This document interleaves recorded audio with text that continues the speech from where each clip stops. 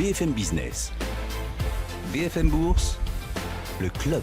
Le club jusqu'à la clôture avec nos deux experts, Marc Hess pour Vega IM, Stéphane Prévost, le directeur général de la financière responsable. Bonjour, bonsoir, allez on bascule dans la soirée. Bonsoir à tous les deux. Bonsoir Guillaume. Bonsoir. Et bienvenue sur notre plateau BFM Business. Les marchés qui tiennent bon toujours, le CAC, oui. 5576, tout va très bien Madame la Marquise, c'est ça l'ambiance c'est vrai que c'est un peu particulier, le fait qu'après plus de 20% de hausse comme ça, la plus grosse hausse depuis février 88, on n'est même pas une petite respiration, une petite correction. Je crois que ça montre à quel point beaucoup de gérants n'étaient pas positionnés en fait par rapport à ce rebond. Et moi j'ai l'impression que les gens qui achètent là depuis quelques jours, c'est quand même pas mal de gens qui ont un peu raté finalement ce mouvement de rebond. Et c'est vrai qu'il est allé très très vite. Si vous avez déjà raté la séance du 7 novembre qui a pris 7% d'un coup, etc. Et donc pour le coup, on sent qu'il y a des gens qui courent derrière un petit peu le train. Peut-être certains d'entre eux ont pris la baisse en février-mars et ils se disent si en fin d'année ça remonte et que je suis pas dedans, là vraiment ce sera pas bon. Et donc on sent qu'il y a ces acheteurs un peu de suite. Moi je pense quand même que l'essentiel de la remontée, de la hausse, en tout cas ce qui pouvait être fait dans un délai raisonnable est derrière nous.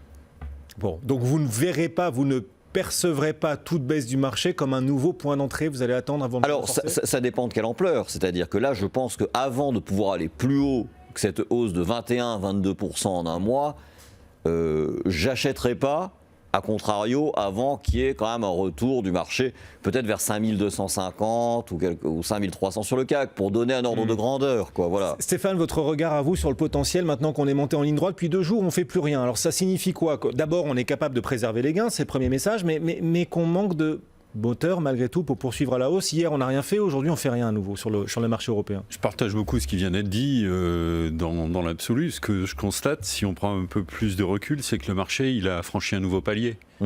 Si vous prenez il y a un mois, on était sur un point pivot, on ne faisait pas grand-chose depuis quelques mois. L'annonce du vaccin arrive, le risque politique des élections américaines s'en va. On était, avant l'annonce du vaccin de Moderna, on avait une belle séance qui commençait, rappelez-vous, au mois de novembre, le 4 novembre. Et derrière, les espoirs de normalisation de situation sanitaire en 2021, plus du coup une économie moins affectée par des mesures de confinement, une économie qui se libère progressivement, ça a créé un vent d'optimisme sur les marchés. Et puis probablement, on était peut-être à ce moment-là déjà dans un pessimisme un peu trop fort, à mon goût. Je l'avais dit d'ailleurs. Oui. Je ne sais pas si vous vous en souvenez. Je trouvais que le marché était un petit peu pessimiste. Et la bourse est toujours excessive dans le pessimisme et dans l'optimisme. Donc la réaction a été quand même historiquement sans précédent. Parce que 18% de mémoire de marché... C'est février 88, la dernière fois qu'on avait vu un mouvement comme ça. Alors moi, j'étais pas encore sur les marchés. Alors moi, j'arrivais, mon pauvre. Alors, Marc j'étais un tout débutant. J'arrivais un peu après vous. Marc était à peine né en 88. Donc, vous voyez. Et clairement... maintenant, il y a les plans de relance, il y a un certain nombre de sujets qui arrivent, il y a les interventions des banques centrales, il y a des confinements moins marqués que ce qu'on a connu en mars. Donc tout ça sont quand même des facteurs de soutien relativement forts. Et puis, on voit, même si aujourd'hui on est en Europe et aux États-Unis, en Europe ça va mieux du point de vue de la situation de l'épidémie. Aux États-Unis, c'est pas encore réglé. Ils sont du tout même en décalage. Encore dans la phase d'augmentation. On parle de confinement à Los Angeles. Désormais, c'est Gilles Mouek tout à l'heure qui nous disait que rapporté au PIB, la moitié du PIB américain est confiné désormais aux États-Unis. Oui, ils ont 3 semaines de retard à peu près par rapport à nous, du point de vue épidémique, j'entends cette fois-ci. Et donc là, il faut faire attention, mais je veux dire, on verra ce que ça donnera au niveau sanitaire. Mais pour les marchés, on a le sentiment que c'est peu importe, on s'en fiche. Au bout, il y a la lumière, au bout, il y a les vaccins. Oui, mais c'est un peu normal. Les marchés, ils sont toujours dans l'anticipation. Mais ils sont dans le déni, là, non ? Ils sont pas dans le déni du présent, malgré tout ? Moi, je dis pas qu'ils sont dans le déni, mais je trouve qu'ils vont un peu vite. C'est-à-dire que si vous voulez, le fait qu'effectivement, c'est très juste, on commence à se projeter sur l'après-pandémie, sur le retour à une vie normale, etc. Oui, les vaccins certainement le permettront à un moment, mais je trouve que quand même, d'ici là, il peut y avoir des faillites, le redémarrage, il peut être plus ou moins rapide. Jérôme Powell a encore prévenu hier. L'économie va continuer de souffrir malgré l'arrivée des vaccins. Et puis on voit bien qu'aux États-Unis, elle avait redémarré cet été au prix d'un plan de relance pharaonique. Hein. Ils avaient mis dans le nourrin quand même 2200 milliards de dollars fin mars. Dans le nourrin. Voilà. D'accord. C'est une expression de Coluche, je crois. Bref. Oui. C'est à peu près 10% du PIB américain pour relancer la machine au printemps et cet été. Et là, maintenant, pour que ça continue, il faut qu'ils remettent un plan de relance très massif, l'acte 2 du plan CARES, là. Ça, c'est pas gagné. Hein. Je ne sais pas si vous avez vu les derniers débats sur le sujet, mais on sera un peu en dessous de 1000 milliards, alors que Joe Biden en réclamait 2200. Et la Fed, Janet Yellen, ne suffira pas, son arrivée au Trésor ne suffira pas à aller relever le montant de ce plan de relance. Ça ne vaut pas 1000 milliards, quoi. Oui, mais les Républicains, on l'adore, les Républicains apprécient Janet Yellen. Tout le monde apprécie Janet Yellen. Bon. Ah oui, clairement. Elle est compétente, elle est colombe. Elle parle bien à l'oreille des marchés. Voilà. C'est plutôt un facteur apaisant, c'est pas un facteur d'incertitude. Certes. Mais c'est pas pour autant, je suis d'accord avec vous sur un fait, cette situation ne doit pas aveugler, on ne doit pas acheter tout et n'importe quoi à n'importe quelle condition. Et on a bien vu le marché, cette hausse du marché, 18% sur l'Eurostock 50, elle s'est accompagnée de fortes rotations sectorielles. En gros, tout ce qui avait bien marché a moins bien fonctionné sur cette très courte période. Et là, on a un petit phénomène de rattrapage qui s'est déjà réenclenché sur la tech, sur la santé, sur un certain nombre de secteurs. Et on a eu tout ce qui était massacré qui a repris 30 ou 40%. Mais malgré ça, il y a encore des titres qui sont à moins 50, moins 60. Sur l'immobilier, sur les banques, on est à moins 20. Sur les banques, sur le marché européen. Aussi, Absolument. L'industrie également. Et là, pour tenir des niveaux de valorisation sur certains secteurs ou certains dossiers spécifiquement qui étaient très attaqués et qui sont toujours dans un choc d'offres ou un choc de demande, il y a ce qu'on appelle les value traps, il y aura des pièges et il y aura des déceptions. Et c'est là où la bonne nouvelle pour nous qui sommes ISR, croissance et qualité, c'est que la sélectivité nous permet de traverser sereinement ces différents paliers sur lesquels le marché se positionne. Parce qu'on arrive déjà à identifier justement dans toutes ces thématiques, ces valeurs qui ont porté le rebond des marchés, qui reviennent de très loin parce qu'il y a la perspective d'un vaccin enfin, on arrive à identifier celles qui ont trop rebondi, qui sont trop... C'est toujours pareil, Guillaume. C'est toujours pareil. Oui. En fait, ce qui se passe, c'est que dans un premier temps, ce qui rebondit le plus, c'est les mauvaises valeurs qui ont été très massacrées. Et ça a été le cas. Alors là, pour le coup, depuis 88, j'en ai vu pas mal de cas de figure. Ça a été le cas en mars 2009, ça a été le cas en 2013, ça a été le cas là en 2003, pardon, en 2009, en 2012, et ça a été le cas là à nouveau. C'est-à-dire que très vite, les valeurs qui vraiment sont à la cave, qui ont été massacrées, etc., sont les premières à profiter. Mais après, effectivement, et c'est ce que vous dites, c'est très juste, c'est que après, il y a quand même un sens de l'histoire. Le sens de l'histoire, c'est qu'il y a des métiers qui sont portés par la marche du futur. Hein. On parle des valeurs technologiques, des valeurs de santé, du luxe, de tout ça, qui sont portés par les nouveaux modes de consommation. Oui. Je pense que vous allez le dire tout à l'heure, Guillaume, pour l'immobilier également. Mais qui sont déjà très chers. Voilà, mais qui sont déjà très chers. Ou pas. Et à côté, il y a des métiers qui, même si là, on a eu un très fort rebond, ça ne les transforme pas pour autant en métiers qui, tout à coup, deviennent easy-going. Les banques vont supporter des taux très bas très longtemps. Le pétrole, je ne pense pas qu'il y ait un engouement massif sur le pétrole dans les semaines qui viennent. Donc tout ça, c'est des choses. Les télécoms, il y a toujours autant d'acteurs. Donc vous pouvez prendre le problème par tous les bouts. Il y a des métiers qui restent compliqués et il y a des métiers qui restent porteurs. Et moi, je partage tout à fait votre approche. C'est de dire, misons quand même sur du long terme dans nos métiers. Sauf si on est des purs traders. Auquel cas, on prend... Voilà. Vous citez l'exemple du pétrole. Alors, c'est pas ISR, on est d'accord, mais le pétrole, les cours sont orientés à la hausse. Il devrait, s'il y a une reprise économique mondiale, il devrait continuer de progresser. Ah, pardon, mais il va y avoir un retour des mal-aimés, sans aucun doute, dans le secteur de l'énergie, malgré tout. Bien sûr. Oui, mais il y aura aussi, s'il y a un changement structurel qui s'opère sur le pétrole, et je mets de côté la problématique des gaz à effet de serre, que vous avez justement identifié, qui fait que nous, historiquement, on n'est pas présents. Ouais, c'est pas socialement responsable. En fait, c'est pas compatible avec la logique de développement durable. Si vous voulez vous projeter sur un monde moins carboné, alors à ce moment-là, la présence des énergies fossiles en portefeuille est compliquée parce qu'une valeur peut elle seule, si je mettais du Total demain dans mon portefeuille, je multiplie par 5 à 10 l'empreinte carbone du fonds. Ça ne veut pas dire que la boîte n'est pas responsable, n'est pas engagée dans la RSE. C'est juste qu'il y a une compatibilité par rapport au nom du fonds et sa philosophie, sa logique, son objectif, qui est d'amener de la perf aux clients, bien sûr, mais également une attente par rapport au développement durable. Donc ça c'est le premier point. Ensuite, et ce type de raisonnement va sans doute freiner un certain nombre de valeurs de l'énergie, même si les cours du pétrole sont orientés à la hausse, le potentiel de hausse, de réaction à la hausse des titres associés va être plus faible que par le passé en raison de l'ISR. Il ne faut pas oublier qu'il y a des goodwill dans le secteur. Il y a des projets qui vont être dépréciés parce que la rentabilité des différents projets avec un prix de baril à 40 quand vous avez investi des milliards sur des projets à 60 ou 70 $, c'est plus la même logique, c'est plus la même chose. Donc, et il y a Exxon, il n'y a pas très longtemps, qui a passé une provision exceptionnelle vraiment majeure. Et ça n'a pas beaucoup fait bouger le secteur, qui était déjà un peu au tapis. Donc là, il y a probablement des fondamentaux du secteur qui vont évoluer, des business models qui vont évoluer.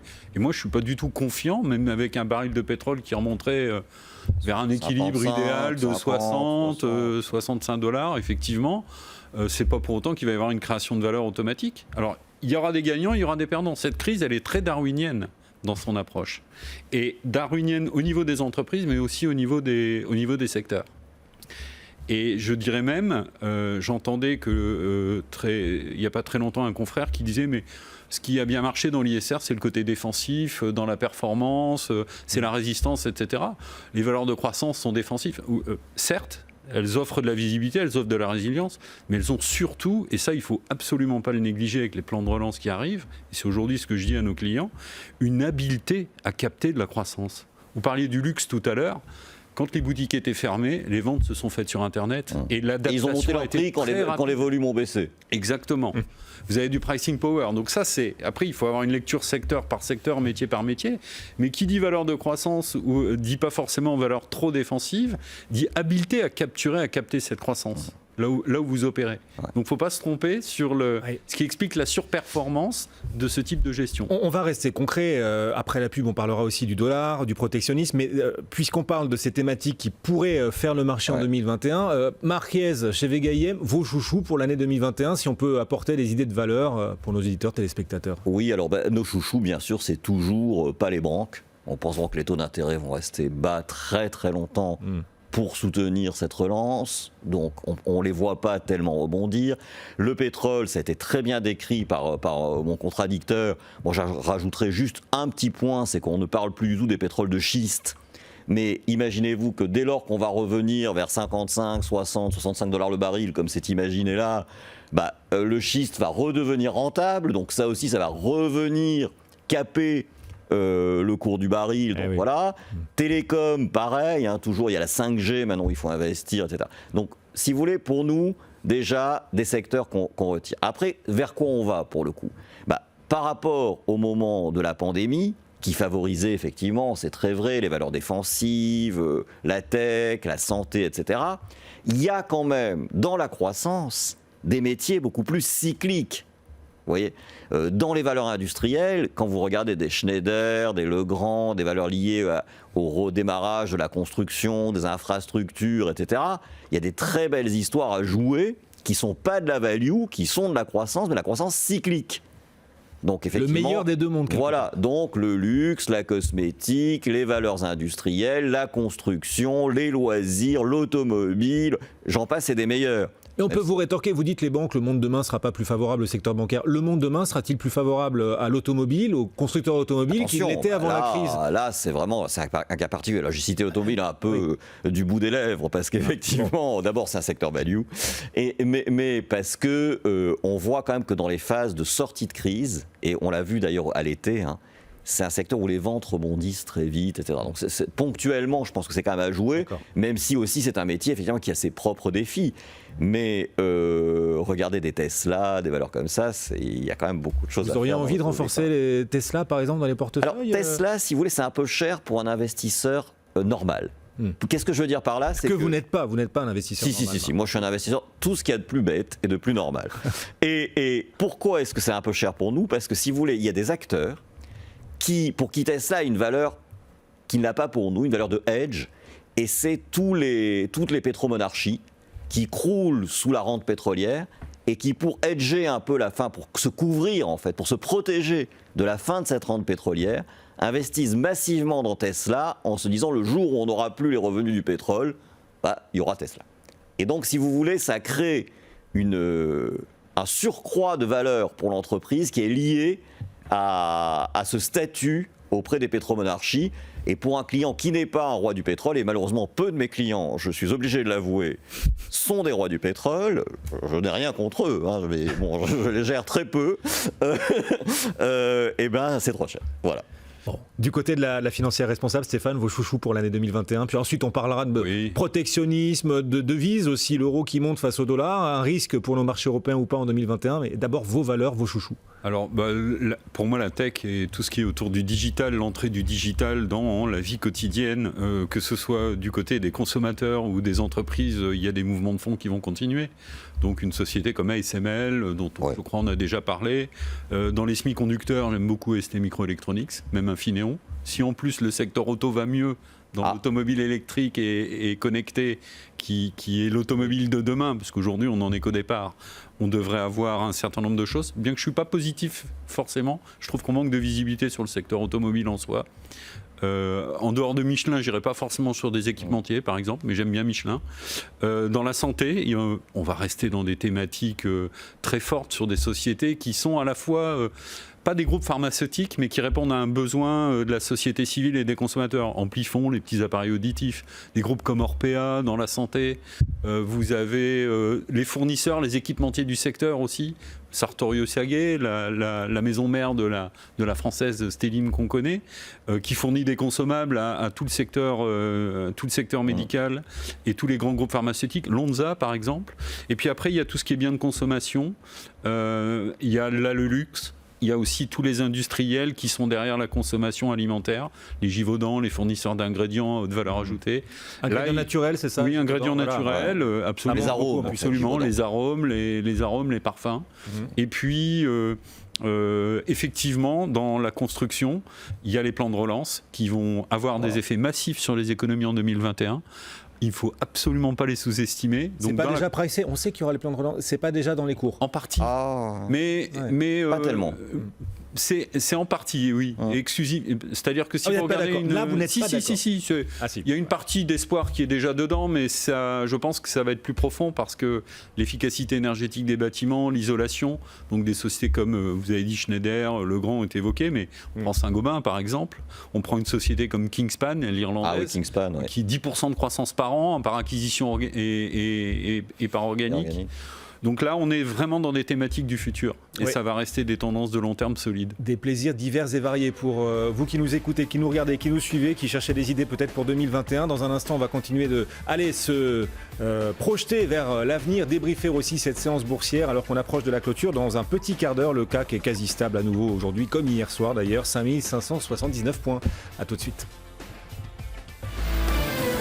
BFM Bourse, vos placements, nos conseils sur BFM Business.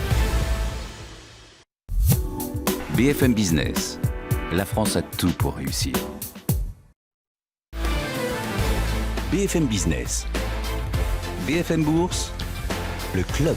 La suite a maintenant 10 grosses minutes de la clôture définitive. Le CAC est quasi stable, 5578 points. On va débriefer cette séance toujours avec Stéphane Prévost, directeur général de la financière responsable. Marc Riez qui est à la tête, lui, de Vega IM. Le potentiel pour 2021, le potentiel, il sera en faveur plutôt de l'Europe ou d'autres marchés? Est-ce que 2021 sera l'année de l'Europe sur les marchés financiers ou pas? Parce qu'il y a beaucoup de cycliques en Europe. Donc, a priori, le profil des marchés européens, Stéphane, devrait les aider à surperformer peut-être d'autres marchés cette fois-ci? C'est toujours compliqué par rapport au marché américain, j'imagine, auquel vous faites référence pour l'Europe. L'Europe est toujours en retard, l'Europe est toujours un peu moins chère. Mais je pense que globalement, on risque d'avoir une bonne année, que ce soit pour les actions américaines comme pour les actions européennes. A priori, moi j'attends 10-15% l'année prochaine. Ah oui, d'accord. Oui, donc, parce que les banques centrales sont là, parce qu'il va y avoir les plans de relance. Les plans de relance, les banques centrales. Alors c'est vrai qu'aujourd'hui on n'a pas une visibilité à 1 mois, 2 mois. C'est pas évident, mais il faut se projeter, il faut aller un petit peu au-delà et on va aller vers une normalisation. Donc, et la question n'est pas exactement de savoir quand quand on aura retrouvé les niveaux d'activité économique d'avant la crise post-Covid. La question, c'est la dynamique derrière. Et cette dynamique, elle va être positive en 2021, 2022. Je lisais 8% de croissance attendue sur la Chine l'année prochaine, 3,5% sur les États-Unis, avec même des petits risques d'inflation. Et puis je voyais l'Europe, 5,5% sur la zone euro. Donc ça, c'est quand même logiquement des sous-jacents qui sont plutôt... C'est un magnifique trompe-l'œil malgré tout. Le potentiel de croissance en sortie de crise, une fois que le rattrapage aura été fait, ce potentiel de croissance, il ne sera pas plus important après cette crise qu'avant. Non, il y aura des gagnants, il y aura des perdants. C'est là où la sélectivité va permettre de compter. Marc, est-ce que 2021 sera l'année, cette fois-ci, on pose la question tous les ans, mais cette fois-ci des marchés européens? Traditionnellement, c'est vrai que dans les phases de reprise cyclique, l'Europe est un marché à jouer quand même. Parce qu'effectivement, à la fois, il y a moins une composante, si vous voulez, croissance, et qu'il peut y en avoir sur des valeurs asiatiques ou américaines qui ont déjà très très bien tenu et même progressé cette année. Le Nasdaq, cette année, gagne déjà 35%. Donc on peut se dire qu'il y a quand même un peu de rattrapage à faire sur les valeurs européennes dès lors qu'on pense qu'il va y avoir une normalisation, et ça a été dit qu'à partir de fin 2021, les marchés vont se projeter sur 2022. Mais le problème, c'est que là encore, je pense qu'il faut se dire que sur du long terme, on voit bien qu'il y a quand même structurellement une génération de richesse qui est plus faible en Europe, de richesse nouvelle, je parle, en Europe qu'il peut y en avoir aux États-Unis, en Chine, dans les pays asiatiques en général. Et donc boursièrement, on sait bien que ce que la bourse valorise, qui l'a fait monter, c'est ce surcroît finalement de richesse qui est créé. Donc je crois qu'il ne faut surtout pas enterrer les actions américaines ou chinoises parce qu'il y a une phase de rattrapage. Alors ponctuellement, sur 3 mois, sur 6 mois... Oui. Ça peut jouer. Une fenêtre. Mais voilà, c'est une fenêtre. Une fenêtre dans un mur. Alors je crois à la fenêtre, mais voilà, mais je la prends pas pour une baie vitrée. Voilà, c'est ça l'idée. Bon, d'autant qu'il y a des freins potentiels sur le marché des devises, par exemple. La baisse du dollar, l'euro quasiment à 1,22 $ ce soir. C'est un vrai risque. Oui, parce qu'on sent que c'est pas fini. C'est-à-dire que si vous voulez, on sent que c'est cet affaiblissement du dollar. Là, c'est lié effectivement au fait qu'on avance sur les négociations de deuxième vague du plan de relance aux États-Unis. En plus, vous avez vu, les États-Unis, c'est une zone où le déficit commercial reste très fort. Donc ça, c'est quand même structurellement pas très bon pour la devise. Quand vous voyez qu'en septembre, la Chine a atteint son record ever de montant d'exportation avec 240 milliards de dollars parce qu'ils inondent le monde entier de PC, d'iPhone, de matériel médical, de médicaments, etc. Donc cette faiblesse du dollar, elle est quand même structurelle et clairement, elle peut être utilisée par l'Amérique comme un outil de compétitivité de ses valeurs industrielles qui est non négligeable, y compris d'ailleurs sur son marché domestique, c'est pas juste les valeurs exportatrices. Et donc, oui, malheureusement... On n'est pas au bout de la baisse du dollar. Mais ça, que si vous voulez, le problème de l'Europe, c'est qu'elle est prise entre cette puissance américaine qui se débat pour rester leader et qui a des outils encore pour le faire, et les ambitions et la croissance chinoise. Alors, ça a été dit, plus de 8% sans doute l'année prochaine, mais même cette année, ils sont à 1,9 de croissance quand l'Europe est vers moins 8,5. Donc voilà, et le Grande-Bretagne à moins 11. Donc, Justement, cette ascension chinoise, les États-Unis tentent de la freiner. Le protectionnisme, attendez, quand même, la Chambre des représentants américaine a adopté un projet de loi pour exclure de la bourse américaine les entreprises chinoises qui ne se conforment pas pleinement. C'est un emplâtre sur une jambe de bois. C'est comme empêcher les communistes de venir en Chine, les leaders du Parti communiste avec leur famille. Non, on rêve. Et là, vous faites référence au choix de l'administration américaine qui a décidé, pour nos auditeurs, on va rappeler. Une blague. L'administration américaine a décidé d'imposer des restrictions de voyage aux États-Unis aux membres du Parti communiste chinois. Évidemment, la Chine le prend très mal. Non, mais la question qui se pose, c'est est-ce que c'est un dernier baroud d'honneur de l'administration Trump ou est-ce que l'administration Biden voudra entrer malgré tout en cohérence avec cette logique? On est dans la posture. On est dans la posture politique. On est dans la posture intérieure.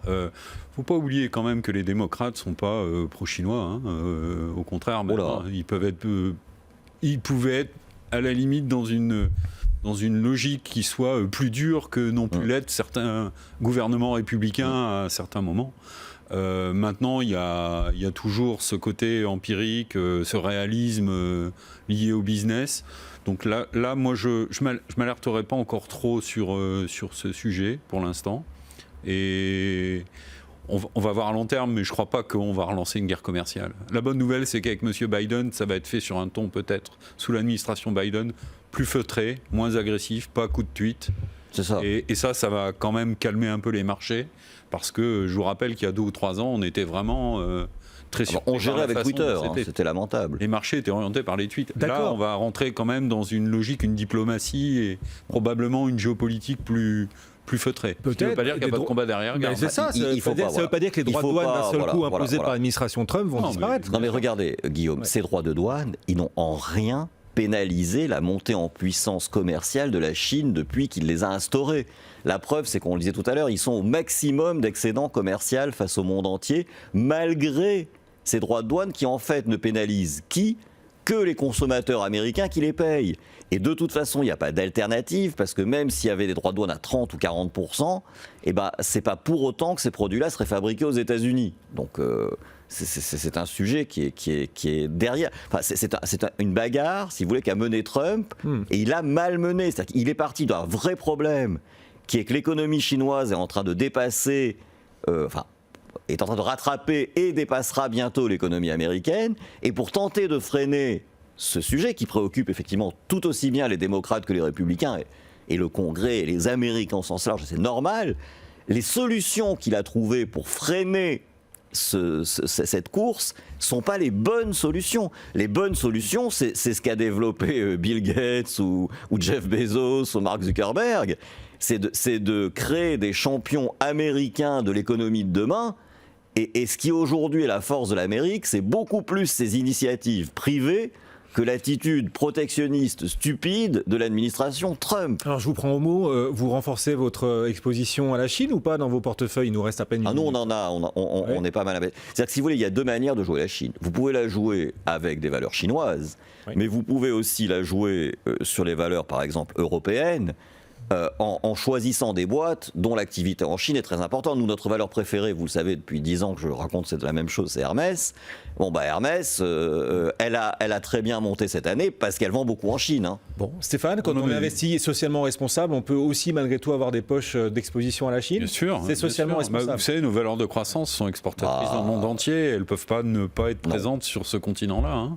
Et vers cette clientèle. Clientèle qui s'urbanise, clientèle qui a des revenus moyens qui augmentent, qui consomme du luxe, des produits électroniques, etc., des parfums.